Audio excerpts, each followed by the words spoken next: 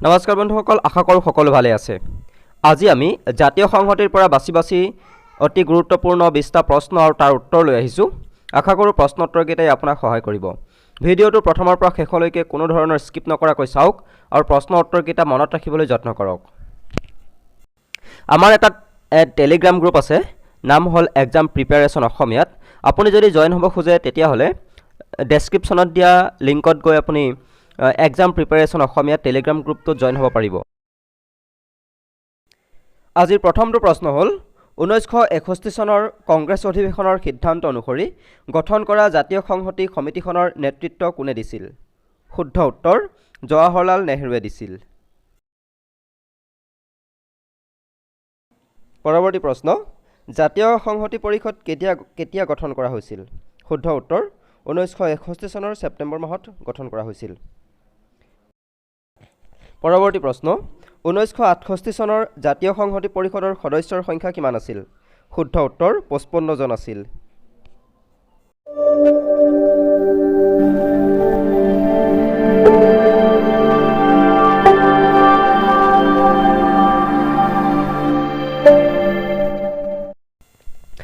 পৰৱৰ্তী প্ৰশ্ন, জাতীয় সংহতি হৈছে সামাজিক আৰু সাংস্কৃতিকভাৱে ভিন্ন গোটসমূহক কোনো এক ভূখণ্ডত একেলগ কৰি জাতীয় একতা প্ৰতিষ্ঠা কৰাৰ এটা উপায়।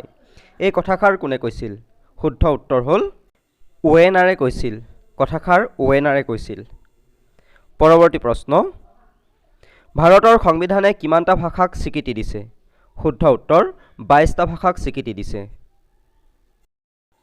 পৰৱৰ্তী প্ৰশ্ন, জাতীয় সংহতিত কিহে আউল লগায়? শুদ্ধ উত্তৰ ভাষাইহে জাতীয় সংহতিত প্ৰধানকৈ আউল লগায়। পৰৱৰ্তী প্ৰশ্ন, জাতীয় সংহতি ৰক্ষাৰ্থে প্ৰথম সন্মিলন কেতিয়া আহ্বান কৰা হৈছিল? শুদ্ধ উত্তৰ 1961 চনত আহ্বান কৰা হৈছিল। পৰৱৰ্তী প্ৰশ্ন, ভাৰতৰ জাতীয় সংহতিত বেছিকৈ অভাৱ কোন ক্ষেত্ৰত পৰিলক্ষিত হয়? শুদ্ধ উত্তৰ ধৰ্মীয় ক্ষেত্ৰত পৰিলক্ষিত হয়। পৰৱৰ্তী প্ৰশ্ন, জাতীয় সংহতিৰ প্ৰতীক কি? শুদ্ধ উত্তৰ জাতীয় সংগীত। পৰৱৰ্তী প্ৰশ্ন, কিহৰ পৰা আৱেগিক সংহতিৰ সৃষ্টি হয়? শুদ্ধ উত্তৰ অন্তঃকৰণৰ পৰা আৱেগিক সংহতিৰ সৃষ্টি হয়। পৰৱৰ্তী প্ৰশ্ন, জনসাধাৰণৰ মাজত কেতিয়া জাতীয় সংহতিৰ ভাৱ জাগি উঠে? শুদ্ধ উত্তৰ জাতীয় উৎসৱৰ সময়ত। পৰৱৰ্তী প্ৰশ্ন, জাতীয় সংহতিৰ প্ৰধান শত্ৰু কি? শুদ্ধ উত্তৰ জাতীয় সংহতিৰ প্ৰধান শত্ৰু হ'ল ধৰ্মীয় বিভিন্নতা। পৰৱৰ্তী প্ৰশ্ন, ভাৰতীয় সংবিধানৰ কোন অনুসূচীত স্বীকৃতিপ্ৰাপ্ত ভাষাকেইটা অন্তৰ্ভুক্ত কৰা হৈছে? শুদ্ধ উত্তৰ 8ম অনুসূচীত। পৰৱৰ্তী প্ৰশ্ন, সামাজিক ন্যায় শব্দ দুটা সংবিধানৰ ক'ত অন্তৰ্ভুক্ত আছে? ছ'চিয়েল জাষ্টিছ শব্দ দুটা সংবিধানৰ ক'ত অন্তৰ্ভুক্ত আছে? শুদ্ধ উত্তৰ সংবিধানৰ প্ৰস্তাৱনাত অন্তৰ্ভুক্ত আছে। পৰৱৰ্তী প্ৰশ্ন, সাৰ্বজনীন ভোটাধিকাৰৰ বয়স কিমান? শুদ্ধ উত্তৰ 18 বছৰ। পৰৱৰ্তী প্ৰশ্ন, জাতীয় সংহতি গঠনত কাৰ ভূমিকা আটাইতকৈ বেছি? এইটো এটা মষ্ট ইম্পৰ্টেণ্ট প্ৰশ্ন।